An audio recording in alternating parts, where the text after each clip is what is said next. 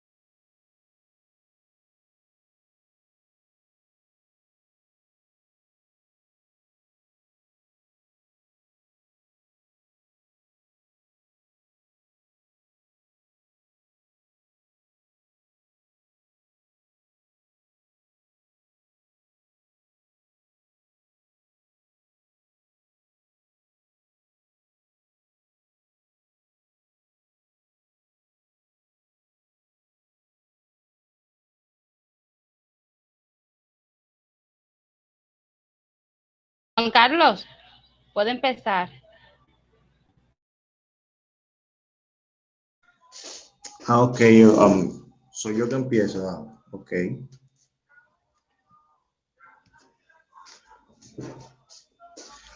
Saludos, mi nombre es Juan Carlos Martínez.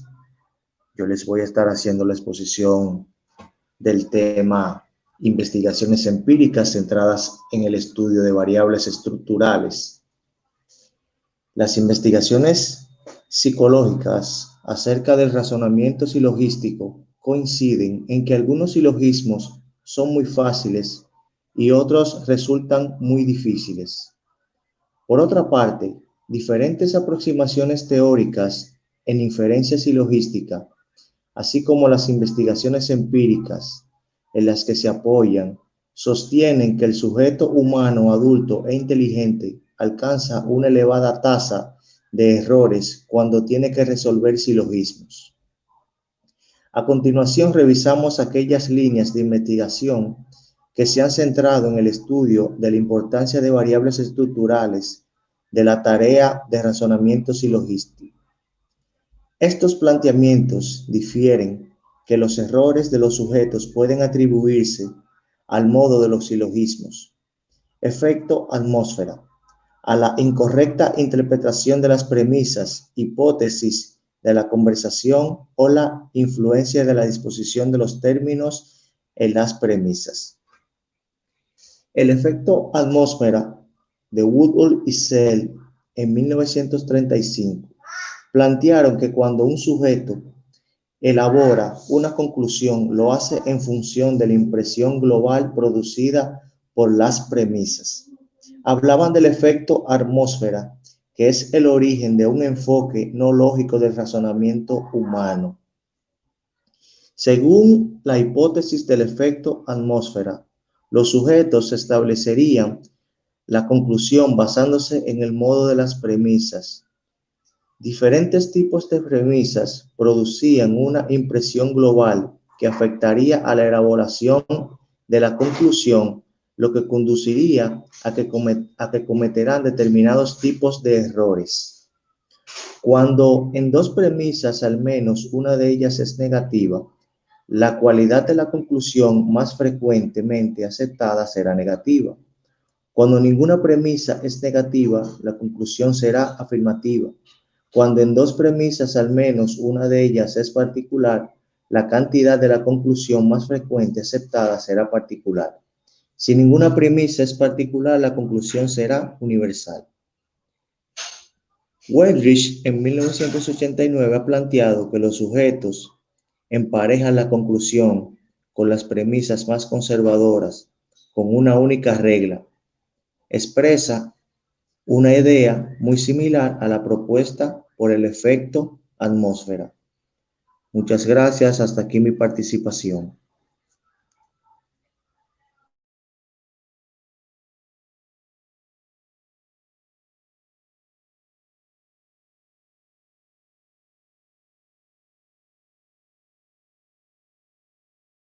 Ok, muy buenas noches. Mi nombre es Mercedes Jesús García y estaré hablando sobre los errores de la interpretación de premisa y el efecto de la figura.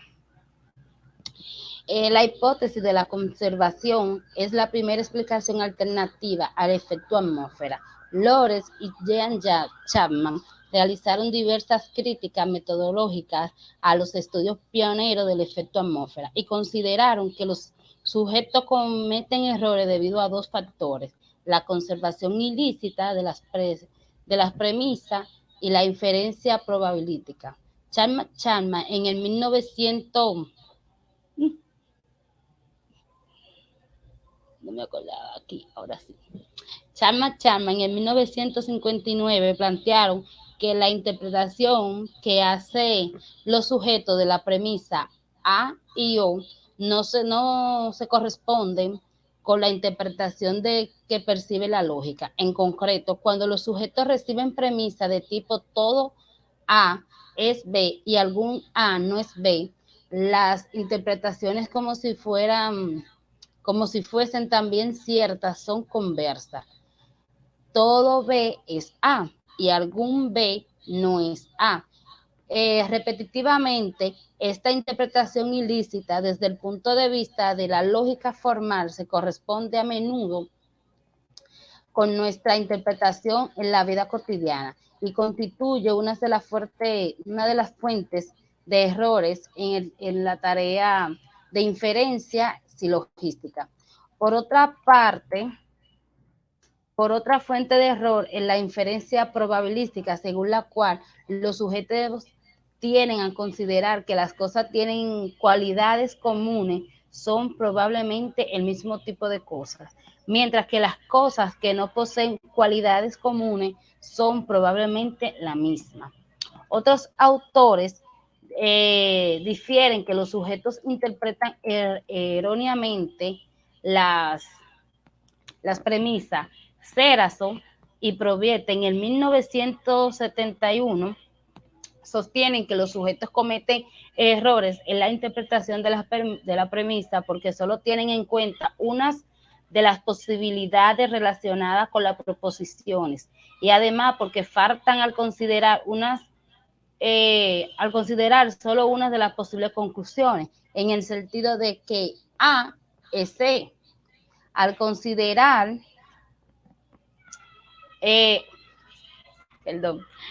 Mary Herman en el 1962 presentó a los sujetos silogismos inconclusos en textos que relacionaban situaciones de la vida cotidiana.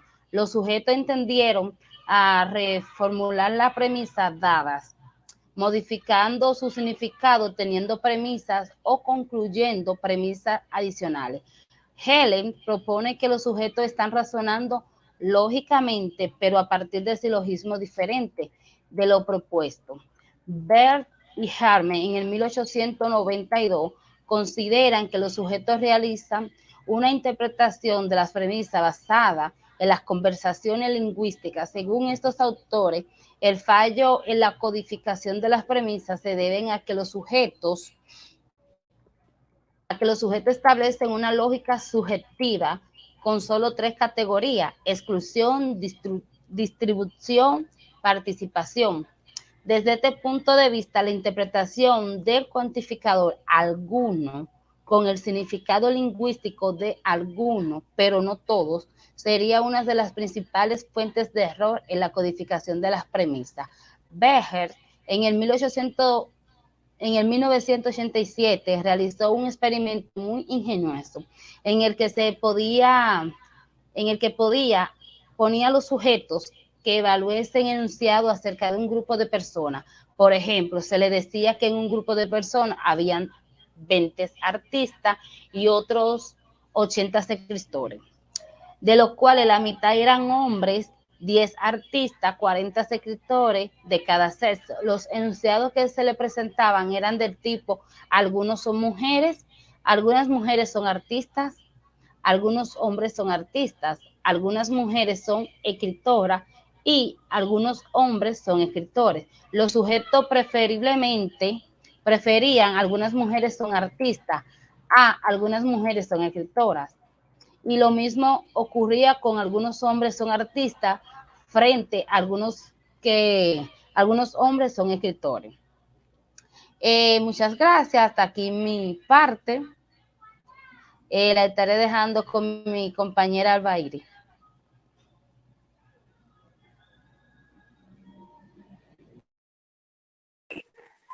Buenas, mi nombre es Albairi Sosa y yo le estaré exponiendo sobre los sesgos de creencia.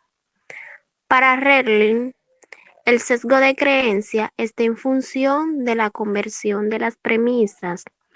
Esto es, la creencia puede afectar la forma en que se interpretan las premisas, pero los sujetos tienen a razonar de una forma lógica a partir de estas interpretaciones. A los estudios pioneros se les ha atribuido fallos metodológicos y de control experimental. Los trabajos de Redling, por su parte, han recibido tres tipos de crítica. La primera crítica es posible que haya infravalorado el efecto del sesgo de creencia debido al paradigma de selección de respuesta utilizada. La segunda crítica es, en los estudios del año 1975 se emplean silogismos válidos cuando existe evidencia de que el sesgo puede ser más marcado en silogismo no válido. La tercera crítica es, en los estudios del año 1978, es posible que se sobreestime la habilidad lógica de los sujetos porque la respuesta correcta son conclusiones favorecidas por el efecto atmósfero. Durante la década del 1980, una serie de estudios proporcionaron apoyo empírico al sesgo de creencia en el razonamiento silogístico. Llevaron a cabo 3 experimentos en los que se le pedían a los sujetos que evaluasen 4 tipos de problema válido, creíble, válido no creíble, no válido creíble y no válido no creíble. Ejemplo de estos problemas son los siguientes argumentos silogísticos. Válido no creíble. Si ningún perro policía es violento. Algunos perros muy entrenados son violentos. Luego algunos perros muy entrenados no son perros policía. Válido no creíble. Ninguna casa nutritiva es barata. Algunas tabletas de vitaminas son baratas. Luego algunas tabletas de vitaminas no son nutritivas. No válido no creíble. Ninguna cosa adictiva es barata. Algunos cigarrillos son baratos. Luego algunas cosas adictivas no son cigarrillos. No válido no creíble. Ningún millonario trabaja duro. Algunos ricos trabajan duro. Luego algunos millonarios no son ricos.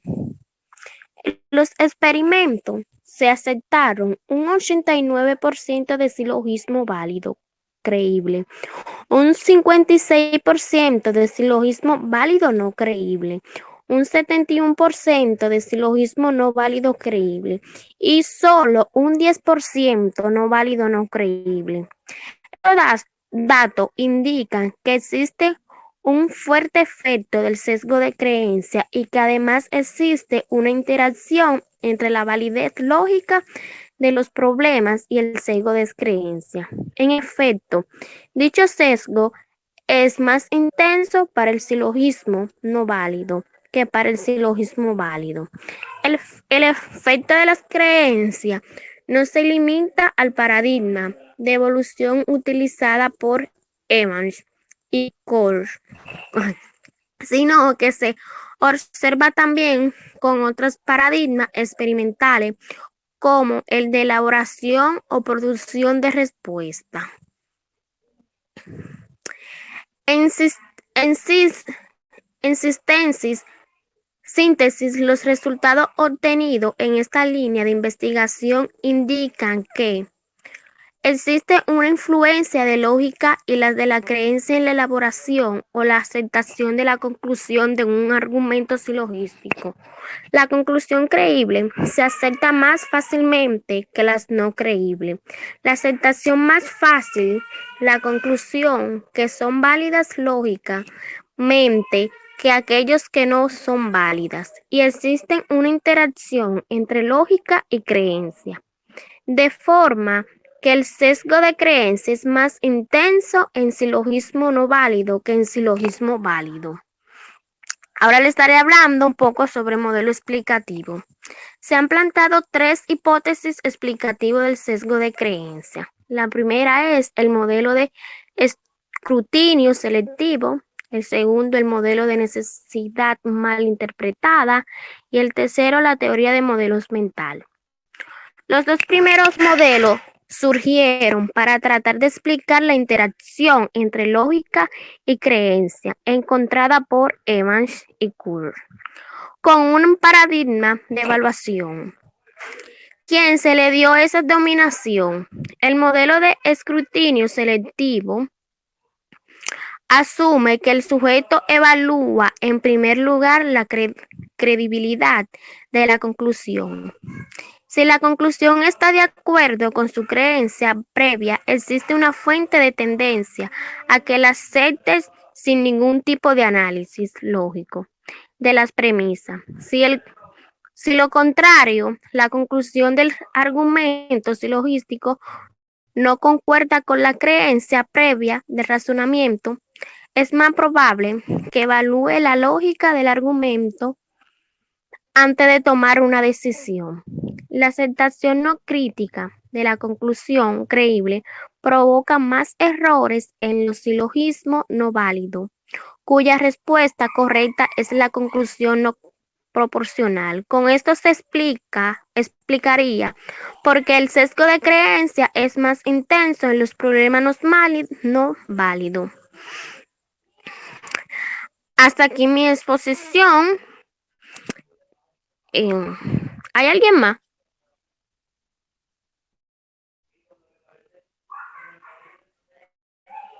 Mercedes, ¿hay alguien más que vas a poner? No, ya. Bueno, pensaba poner un ching el videito que anda por ahí. Si quieren pueden salir porque ya lo que voy a poner el videito para que corra un ching y termino. Okay. Pero yo te quería decir, la diapositiva no se está viendo. No. No. Pero yo la puse en el celular, se ve. Sí, yo la estoy viendo. Ah, pues seguro es el mío entonces. Gracias a Sí, Dios. ella se ve. Seguro el teléfono es mío que está problema entonces. Está bien. Bueno, entonces, para concluir, voy a poner un pequeño videíto que habla un poco, padre, que esta cosa ahí, que estoy en esta ahí. Ok.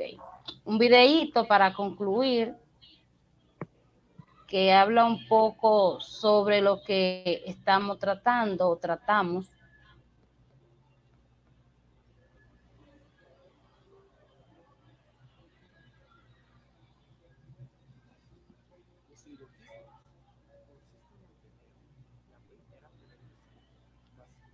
Una premisa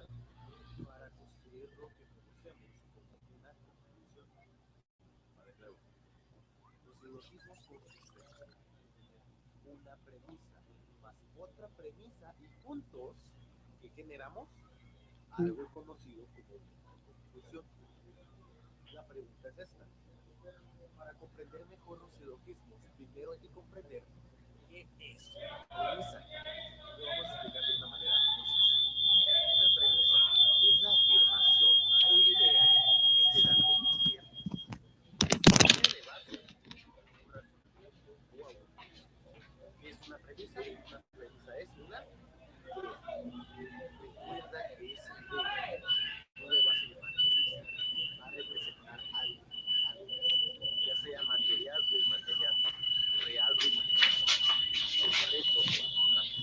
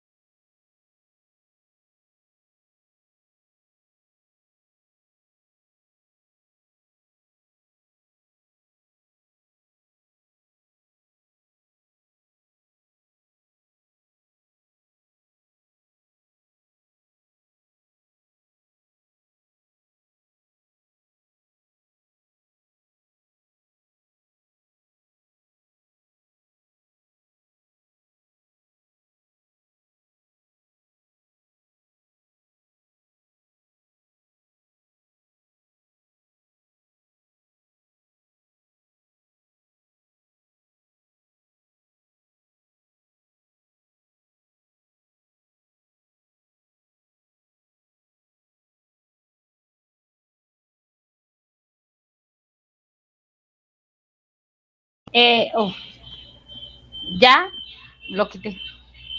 Yo voy a chequear ahora el video. Si no se escucha, yo lo voy a cortar. La parte del video trataré de cortarlo antes de subirlo. ¿Me escucharon? Sí, él se escuchaba lo primero, pero después como que escuchó, como empezó como un ruido raro y ahí no se volvió a escuchar el video. Ah, bueno. Eso era que tenía el micrófono abierto y no me había dado cuenta. Entonces seguro al tú cerrar el micrófono fue que no se escuchaba el video. Sí, en eso fue. Déjame dejar de grabar. Sí. Ay, espérate, déjame hacerlo allí en el otro celular.